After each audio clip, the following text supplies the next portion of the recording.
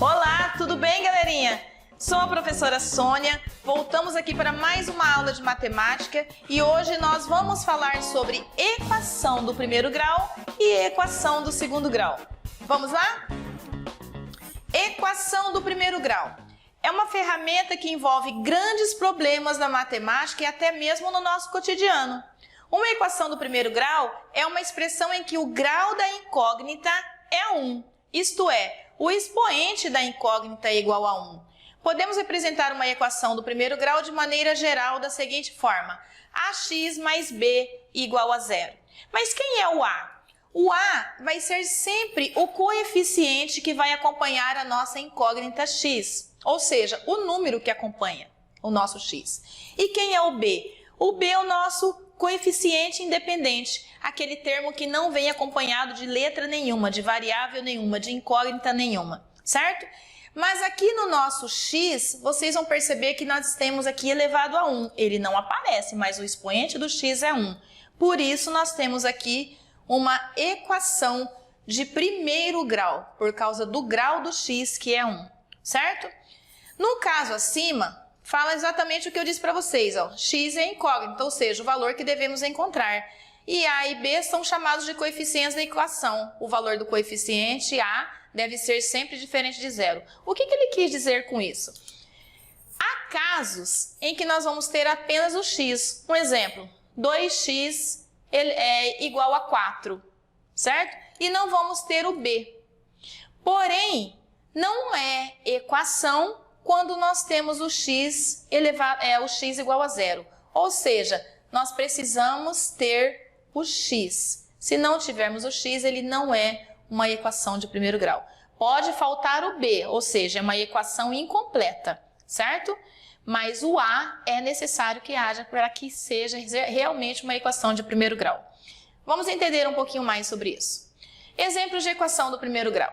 Ó, 3x mais 3 igual a 0, onde nós temos aqui, ó, o a é o 3, tá? E o que acompanha o x, e esse 3 aqui que está sozinho, a gente chama ele de coeficiente, né, independente, é o nosso termo independente, tá bom? Esse pode faltar, mas aqui não. Aqui nós temos também, ó, 3x, que é igual a x, que multiplica 7 mais 3x. Vamos ver alguns exemplos disso daqui. E tudo que vocês estão vendo aqui são equações do primeiro grau. Porque nós temos sinal de igualdade, tá? Nós temos o grau do nó das letras, no caso pode ter mais de uma vez, uma letra se repetindo mais de uma vez, nesse caso aqui, mas o grau dela vai ser sempre 1. Mas o que acontece se essa letra estiver elevada a 2, a 3, a 4, ou seja, o expoente for diferente de 1? Ela não é uma equação de primeiro grau, certo? Vamos ter um exemplo assim mais para frente um pouquinho. Em uma equação, temos uma igualdade, a qual separa a equação em dois membros. Do lado esquerdo do sinal de igualdade é o que a gente chama de primeiro membro. Quem que fica nesse primeiro membro? Fica todas as letras ou os números acompanhados de letra, certo? Sendo que no segundo membro, que é de após o sinal de igualdade, ficam os números inteiros, aqueles que não têm letras, aqueles que são independentes. Mas o que a gente faz quando isso vem tudo misturado? Nós temos que organizar esta bagunça. Vamos lá. Um exemplo disso nós temos aqui, tá? Olha só, nós temos o sinal de igualdade, ó, 2x menos 8 igual a 3x menos 10. Sinal de igualdade, porque nós temos aqui uma equação. A equação, ela vai igualar o primeiro membro com o segundo membro. Mas para que nós possamos fazer isso, primeiro a gente tem que organizar isso aqui. Como que a gente faz essa organização? Prestem atenção no sinal de igualdade, tá? Ele está aqui. Vocês vão perceber, ó, que antes do sinal de igualdade, no nosso primeiro membro, ficam somente as incógnitas, né? Mesmo aquelas acompanhadas dos seus coeficientes. E quando estão fora dos seus lugares, eu vou mudá-las de lugar, vou colocá-las nos seus lugares, porém o sinal vai trocar. A mesma coisa vai acontecer com o nosso coeficiente independente, ele não pode estar aqui, ó. O menos 8 está fora do lugar, não tem nenhuma letra acompanhando ele. Ele precisa vir para o segundo membro, então eu vou trazer ele para cá e ele também vai inverter o sinal. O 3x também está depois do sinal de igualdade, ou seja, no segundo membro. E quando eu passo ele para o lugar dele, ele também troca de sinal. Como assim? Vamos ver. Ó, 2x está antes do sinal de igualdade, ele permanece, certo? A outra letra está depois, ó, que é o 3x. Ele está positivo. Quando eu coloco ele no lugar dele, ele vem com o sinal trocado, ele vem para menos 3. Pronto, todas as letras já estão lá. Sinal de igualdade. Percebam que o menos 10, ele já está após o sinal de igualdade. Eu vou mantê-lo do mesmo jeito e com o mesmo sinal. Mas o menos 8, ele está antes do sinal de igualdade, ele está fora do lugar dele. Então, eu vou colocá-lo em seu devido lugar, porém, ele estava negativo e vem positivo. Olha o que acontece aqui. Eu devo 3, eu costumo dizer assim, que tudo que é negativo a gente fala de dívida, positivo, dinheiro que a gente tem para pagar as dívidas, certo? Por que fica mais fácil da gente trabalhar quando se trata de dinheiro, ou de dívida, ou de empréstimo? Porque é algo do nosso cotidiano, coisas do dia a dia. E assim a gente já começa a trabalhar com o aluno nesse sentido, até mesmo a questão financeira, a educação financeira, certo? Então, se nós pensarmos aqui, ó, eu devo 3, certo? 3x. Mas eu tenho 2x para poder pagar. Eu não vou conseguir pagar tudo. Eu vou ficar devendo 1. Eu simplesmente amenizei a minha dívida. Lembrando que toda letra sozinha ela está acompanhada do número 1. Ou seja, aqui eu tenho menos 1x, certo? Menos 1x aqui. Eu devo 10 e tenho 8. Eu também não vou conseguir pagar os 10. Mas eu vou passar os 8 e vai amenizar a minha dívida para 2. Percebe-se que quando nós temos o nosso primeiro membro negativo, certo? Quando ele é negativo, eu preciso torná-lo positivo. E a única forma de eu fazer isso, ó, é multiplicando por menos 1. Mas o que acontece se eu não multiplicar por menos 1? Eu posso simplesmente estar fazendo o jogo de sinal aqui, tá? Mas quando eu multiplico por menos 1, eu multiplico tanto o primeiro membro quanto o segundo por esse menos 1. Porque o que eu estou procurando é o x e não menos x. Então, olha só. Menos 1 vezes menos 1 vai dar mais 1. Menos 1 vezes menos 2 vai dar mais 2. Então, x é igual a 2. O que aconteceu aqui? Perceba que nessa equação de primeiro grau, se eu substituir o x por 2 aqui nesta equação, ou aqui nesta equação, eu vou ter exatamente uma igualdade de membros. Olha só. 2 vezes 2 é 4, certo? 2 vezes 2 é 4 e 4 menos 8 vai ser menos 4, certo? Aqui no primeiro membro nós vamos ter menos 4. O x é 2. 3 vezes 2 é 6. E 6 menos 10 é menos 4. Eu igualei os dois membros, menos 4, que é igual a menos 4. Isso é uma equação de primeiro grau, certo? Vamos para uma questão aqui, ó. O dobro de um número adicionado com 5 é igual a 155. Presta atenção que ele não falou qual é o número. Mas a gente sabe que tudo que a gente está relacionando a dobro é 2 vezes mais, ok?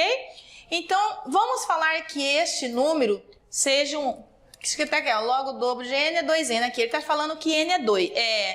Que o número desconhecido ele chamou de n, mas poderia ser a, b, c, d, qualquer incógnita, certo? Aqui está chamando de n. Bom, se n é o meu valor desconhecido, o dobro dele vai ser 2 vezes ele, ou seja, 2n. O dobro de um número adicionado. Adicionado é mais, né? Então, o dobro de n, 2n, mais 5 vai ser igual a 155. Eu tenho aqui uma equação de primeiro grau. O n é de grau 1, ou seja, ele está elevado a 1. Tem o sinal de igualdade e tenho meus coeficientes, ou seja, é uma equação de primeiro grau. Como que eu faço para resolver isso aqui? Observam esse sinal de igualdade. Esse 5 não tem letra e está fora do seu lugar. Eu preciso levar para o lugar dele. Então, quando eu tiro ele daqui e passo ele para cá, ele vem com o sinal trocado. Ele está positivo, ele vem negativo. Então, olha só. menos 5. 155 menos 5 vai ser 150. Lembrando que o 2 que está acompanhando o n, ele está multiplicando. Eu preciso determinar o valor desse n. Então, esse 2 passa para cá, dividindo. 150 dividido por 2. O nosso n é igual a 75. Achei o valor do termo desconhecido. Mas vamos ver se a gente fez isso de forma correta. Olha só, se o n vale 75, tá? 2 vezes o 75 é 150. E 150 mais 5, 155. Ou seja, equação de primeiro grau é uma igualdade de membros, de 2 membros, ok? E a equação de segundo grau? Ah, aí sim! Equação de segundo grau. Vocês vão perceber que nós vamos ter aqui o nosso grau 2, ou seja, a nossa incógnita vai estar elevada a 2. Outro detalhe, na equação de segundo grau, nós vamos ter o A, vamos ter o B e também vamos ter o C, o que é diferente da equação de primeiro grau, onde nós tínhamos apenas o A e o B, né? AX mais B. Aqui nós temos AX ao quadrado mais BX mais C igual a 0. Quem é o A? É exatamente o coeficiente que acompanha o x ao quadrado. Quem é o B? O B é o coeficiente que acompanha o x. E quem é o C? C é o nosso termo independente, ou seja, o coeficiente independente, certo? Em uma equação de segundo grau, essa é a primeira coisa que a gente faz para resolvê-la, determinar quem é A, B e C. Assim como na equação de primeiro grau, nós podemos ter uma equação de segundo grau incompleta. O que é uma equação de segundo grau incompleta? É aquela que pode faltar o B, pode faltar o C, mas não pode faltar o A. Se o nosso A for igual a 0, ela deixa de ser uma equação de segundo grau. Ah, professora, mas a gente vai ter o B. Não importa, deixa de ser uma equação de segundo grau. Ah, mas a gente tem o B e o C. Não importa. O importante aqui é que não pode faltar o A. Ele tem que ser diferente de 0, certo? A equação de segundo grau também é conhecida como função quadrática. É a mesma coisa, tá? Bom, para a gente resolver uma equação de segundo grau, o fato de ter esse 2 aqui, ó, o nosso grau ser 2, isso significa que nós podemos ter aí 2 valores para o x, ou seja, 2 raízes, ok? Olha, um exemplo aqui. 5x elevado ao quadrado, 2x mais 2 elevado igual a 0. O A vai ser quem acompanha o x ao quadrado, que é 5. Isso é muito importante que a gente colha todos os dados, tá? Do enunciado, tudo aquilo que trouxer de informação a gente precisa estar colhendo, tá bom? Então, nós temos aqui, ó, A igual a 5, o B que é 2 e o C que também é 2. Mas e agora? O que nós vamos fazer? Lembrando que nós temos um exemplo aqui, tá, gente? Ó, de equação incompleta.